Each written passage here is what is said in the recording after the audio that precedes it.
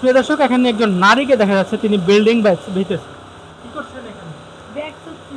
জি জি, কাপড়ের ব্যাগ করছি। কাপড়ের ব্যাগ ধরেন, এখানে কি করেন? এখানে ঘুমাই আমি রাত্রে। হ্যাঁ, এখানে রাত্রে ঘুমাই। এখানে রাত্রে ঘুমান, এখন তো দিন। এখন আমি বাইরে যাবো, জায়গা খাওয়া দাওয়া করবো। ও আচ্ছা আচ্ছা আচ্ছা আচ্ছা আচ্ছা, তাহলে আপনি এখানে ঘুমান, হ্যাঁ, কি করেন আপনি? এমনি কাগজ তুলাই। আপনি আওয়ামী লীগের কেন্দ্রীয় কার্যালয়ে ঘুমাচ্ছেন, কেমন লাগছে আপনার? ভালো। ভালো লাগছে। হ্যাঁ। এই দর্শক, দৈনিক নতুন সময় থেকে আপনাদের সাথে আছি আমি লিটন গাজী। আমি এই মুহূর্তে গুলিস্তানে অবস্থান করছি, আওয়ামী লীগের কেন্দ্রীয় কার্যালয়ের সামনে। আজকে আপনাদেরকে দেখাবো আওয়ামী লীগের কেন্দ্রীয় কার্যালয়ের ভেতরের ফটক, আসলে ভেতরে কি হচ্ছে আপনাদেরকে সরাসরি দেখানোর চেষ্টা করছি। আমরা ভেতরের ফটকে যাব, তার আগে আপনাদেরকে দেখানোর চেষ্টা করছি আসলে ভেতরে পরিস্থিতি বা কি বেহাল অবস্থা সেটা আসলে দেখানোর জন্য। কোত্থেকে আসলেন? আমরা উপর থেকে আসি। শুনলাম এখানে নাকি পায়খানা প্রস্রাব করতে মানুষ আসে। হ্যাঁ, এদিকে আপনারা পায়খানা প্রস্রাব করে, আর ওই যে উপরে আমরা, ওদিকে ভালো জায়গা আছে, উপরে আমরা থাকি। এটাই তোমরাও কি এখানে পায়খানা প্রস্রাব করো? আমরা এখানে প্রস্রাব করি, পায়খানা না, পায়খানা বাথরুমের করি। তার মানে তোমরা উপরে থেকে থাকার করছো? জন্য থাকার জন্য না? কয়জন থাকো উপরে তোমরা? থাকি 5-6 জন 7-8 জন। তোমরা কি করো? আমরা এমনি কাজ করি। কাজ করো, থাকার জায়গা নেই, এখানেই থাকছো? হ্যাঁ, কয়তলায়? 7 তলায়। আওয়ামী লীগের এই কেন্দ্রীয় কার্যালয়ে এর আগে কখনো এভাবে থাকার সুযোগ হয়েছে? না, যে সঙ্গে শেখ হাসিনা ছিল এই সঙ্গে তো আঙ্গত রাস্তায় থাকার যোগ্যতা ছিল না। হবে আওয়ামী লীগ গেছে, হবে আমরা সবই আছি। কেমন লাগছে আওয়ামী লীগ এত বড় একটা সংগঠনের কেন্দ্রীয় কার্যালয়ে ঘুমাচ্ছ? অনেক ভালোই লাগছে। আগে এখানে বড় বড় নেতারা থাকতো, বড় বড় নেতারা যেন ঘুমায়, হেন হবে আমরাই ঘুমাই, এলে সুখে আছি। দর্শক, আপনারা যেমনটি শুনতে পেলেন, তারা এখন আওয়ামী লীগের কেন্দ্রীয় কার্যালয়ে ঘুমাচ্ছে, স্বাচ্ছন্দ্য বোধ করছে। এখানে যেমনটি বললো আপনারা শুনলেন যে আওয়ামী লীগের বড় বড় নেতাকর্মীরা, লিডার পার্সন যারা আছে তারা এখানে থাকতো। আসলে সহজে ওই সময়টা তাদের আসলে ঢোকার, এখানে এই পরিস্থিতি তাদের ছিল না।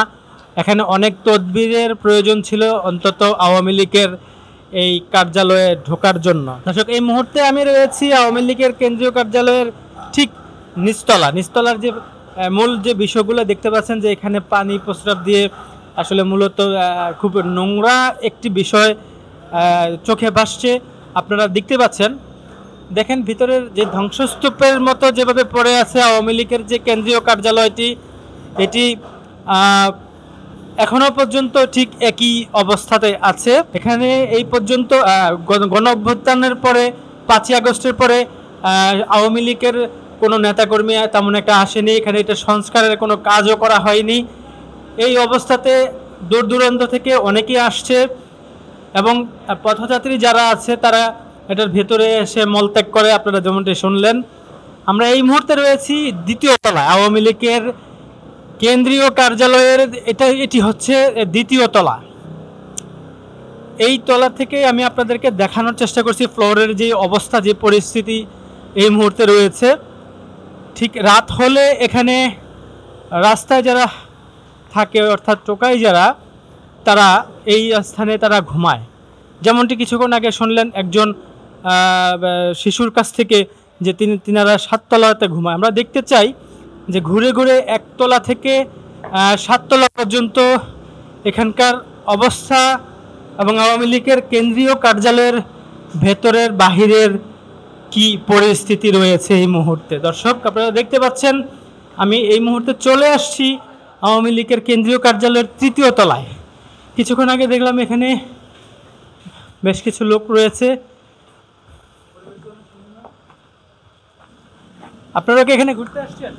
হ্যাঁ, ঘুরতে আসি, এমনি দেখতে আসি। এখানে আসলে আসে কারা, মানে থাকে যারা? আমরা সঠিক বলতে পারি না ভাইয়া, এটা আমরা বলতে পারি না, আমরা নতুন।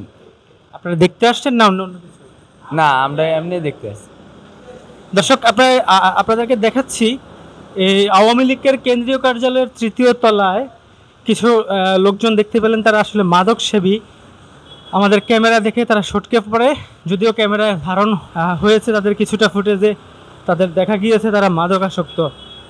তাহলে আওয়ামী লীগের কেন্দ্রীয় কার্যালয়ের এই পরিস্থিতিতে এখন যারা এখানে আসছেন বিভিন্ন শ্রেণীর লোকেরা, কেউ মাদক সেবন করার জন্য আসে, কেউ এখানে মলত্যাগ করার জন্য আসে, কেউ রাত হলে ঘুমানোর জন্য এখানে আসে। দর্শক, আমরা এখন 3 তলা থেকে 4 তলায় যাওয়ার চেষ্টা করব, দেখা যাক 4 তলায় আসলে কি মেলে। 5ই আগস্টের পর গণঅভ্যুত্থানের পর এই কার্যালয়টি এভাবে ভাঙা হয়েছে, যা প্রতিটা কণে কণে ধ্বংসস্তূপের চিহ্ন আপনারা দেখাচ্ছি, আপনারা দেখতে পাচ্ছেন। দর্শক, আমরা এই মুহূর্তে চলে আসি 4র্থ তলায়। আওয়ামী লীগের কেন্দ্রীয় কার্যালয়ের এই মুহূর্তে রয়েছে আমরা 4র্থ তলায়। 4র্থ তলার ঠিক একই অবস্থা রয়েছে, ধ্বংসস্তূপে পরিণত যেভাবে এই পুরো বিল্ডিংটি হয়েছে, এইখানেও ঠিক একই অবস্থাতে আছে। এই হচ্ছে আওয়ামী লীগের কেন্দ্রীয় কার্যালয়ের 4র্থ তলা। আওয়ামী লীগের কেন্দ্রীয় কার্যালয়ের যে মূলত যে বিল্ডিংটি রয়েছে, এই বিল্ডিংয়ের এখন আমি রয়েছি 8ম তলায়, অর্থাৎ 8 তলায় রয়েছি। এখানে একটু ধ্বংসস্তূপ কম দেখা গেলেও মানুষের খুব আস্তে আস্তে নিচ থেকে উপরে ঝেড়েছে। নিচে যতটা বেশি ভাঙচুর করা দেখা যাচ্ছে, আস্তে আস্তে যতটা উপরে উঠছি ঠিক ততটা কম দেখা যাচ্ছে। তাহলে তোমরা এখানে থাকো। এটা তো 8ম তলা, এটা 7 তলা। 7 তলা, 8 তলা, 7 তলা। নিচে ওকে। তা আমরা এখানে দেখতে পাচ্ছি যে আরও কিছু ছেলেরা, শিশু যারা আছে এখানে তারা ঘুমোচ্ছে। তোমরা কি করছো এখানে? এটার মধ্যে তোমরা ঢুকলে কিভাবে? এটার ভিতরে ঢুকলে কিভাবে? স্পেস মানে ছোট, এটা ঢুকলে কিভাবে? ঢোকা যায়? দর্শক, এখানে দেখতে পাচ্ছেন ওরা ঘুমায়।